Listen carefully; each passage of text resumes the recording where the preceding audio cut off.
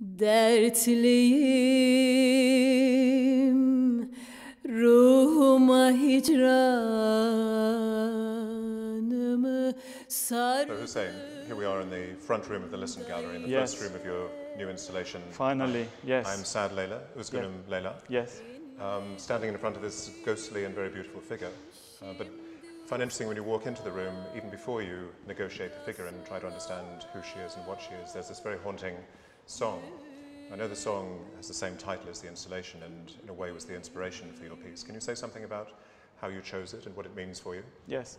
So I've been interested in Turkish classical music for a long time because I felt always that even growing up that I can see all the different cultural influences and I felt that it was a lot to do with also the way that geography has evolved, and I always thought I should do something with it because in a way a lot of my work is about let's say examining sort of nuances within cultural hybrids.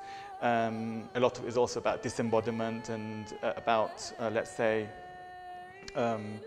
trying to find a new way of looking at them. But worked across time and across cultures in your definitely, definitely, and so I feel that this piece is a kind of a good example of how the different cultural influences have been saturated throughout time, and also is so emotively charged that I felt it was just a nice piece to look at with its journey as well, because a lot of the songs I found were quite, the rhythm would be quite monotonous, and what I liked about this one was that there was a real change in the journey of the song, and so I felt it was you know, a good beginning. Then I kind of got into the song more and I found out about how, you know, it came about, and it was written for an Egyptian film, Leyla and Mejnun. In 1940?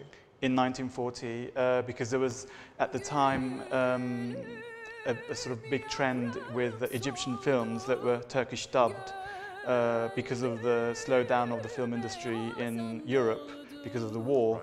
Right. Turkey was looking more at the Egyptian cinema. So these films were very popular in open-air cinemas, like you can imagine in that period. And a lot of the songs were also written by Turkish composers, and they were sung in Turkish.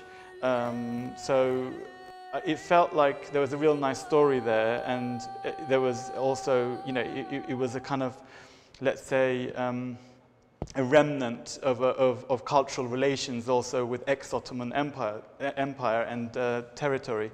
So I felt that it had already kind of shifted through quite a few times in terms of context, and I thought bringing this kind of music into a gallery setting like this in London was again another shift for me. Quite a bold move, and it's an interesting song because it's a very simple love story basically, but it's a very complex piece musically, and you asked this singer to perform the piece. Can you say something about her first of all, and then how you've represented her here? It's extraordinary. There's her figure cast, but she's wearing one of your garments, Yes. I imagine.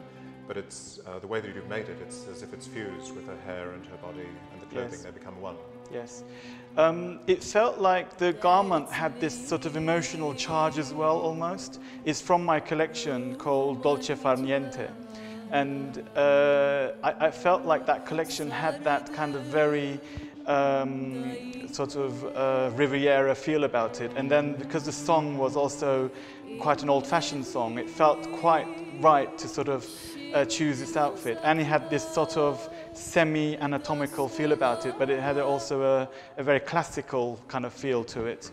Mm-hmm. And I approached Sertab Erener because she obviously has this super, you know, powerful voice, it's needless to say, but I felt also that this isn't the genre of music that she normally sings, Right, to approach her. Trained classically, but also mainly performs pop music. Exactly. Very So well again, known. it was, in a way, shifting the context in which she is perceived as well. And she at first was quite nervous about singing it because she's not used to it, right. Although she's sung really difficult songs before. And then she did a fantastic job, and we recorded it fresh again, obviously with her voice. And then we filmed her the next day in a really old theatre on the Asian side of Istanbul. And then this piece was about, in a way, how we can dissect the actual piece within the gallery zone. So this would be her body with her face reflected on it singing, and there is this sort of disembodied element there as well, because you can see that it's a projection, but it's not, it's sort of there and not there. And then we move downstairs, and a couple of other additional elements, a film of the orchestra playing alone without the singer, and the score, and then this really extraordinarily rich film of Sertab singing with a full Ottoman orchestra. Yes. So it really is a formal hybrid and also a cultural hybrid, where all the pieces come together. Yes, I definitely. I think also that it's a very minimum show, but because every piece was so concentrated, you know, it feels as good as filling up the whole space. Yeah. And I really like this idea that, yes, you go into different zones and you experience each component of the project separately. And then I thought that as you would walk around the room and around the gallery, it would almost become like this sort of synesthetic experience where, you know, each sort of sensation kind of intertwines with the other.